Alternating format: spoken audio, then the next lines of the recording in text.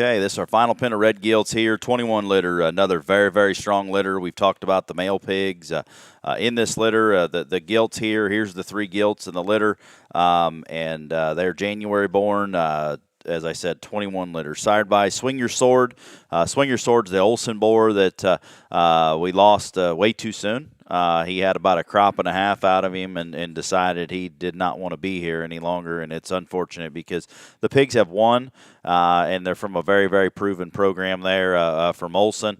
Loved what he did for us and so many others. Mother is a Statement Day drop zone. It'd be the Hartzell gilt that was Reserve Grand, Champion Red Reserve Grand at the Indiana State Fair last year.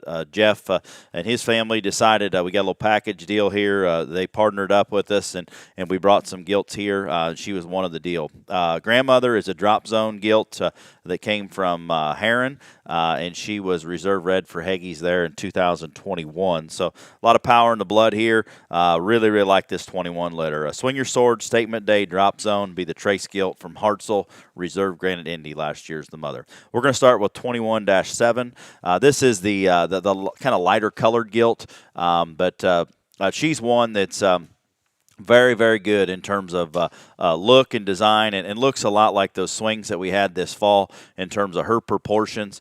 She is killer looking, looks a lot like her mom, to be honest. Her head and neck is sharp.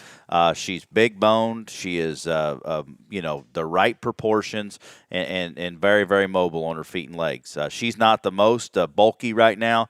I don't think they need to be for the gilts. If you're talking about making them last till August, I think she's the right kind in terms of not too big, not too small, right kind of flesh, right kind of muscle, look, design, squareness, and heavy structured, kind of a rare combination. And I think she is going to feed into one that is going to be awesome at the end.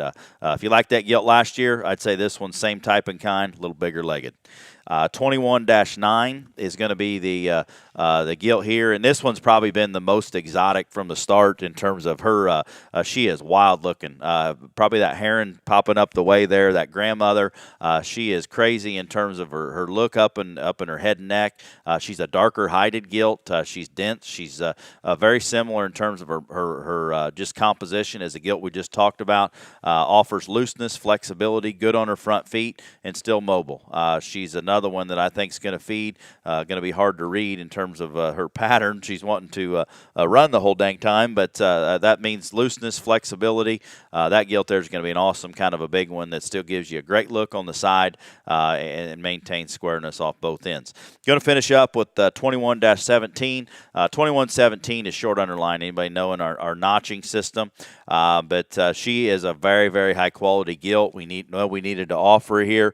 She does hold a pedigree. She can show as a market animal. She can jackpot as a Duroc gilt. She can show as a pure influence at the NJSA events. She will not be able to show in the breeding class due to being short on one side, but she can produce seed stock on down the way, have some resale value, and still produce purebreds.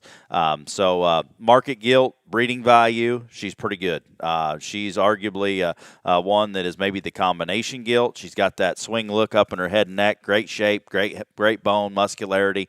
All these gilts have the right amount of flesh, and I think this one here can run with the barrows. If you want to show her as a market hog or you want to get her out and jackpot her, I think she can run as good as anything in the show ring, but her value as a sow could be awfully good, and I think one that could generate some good things on down the way. Really like these 21 gilts. They're the right type and kind to do some big-time things.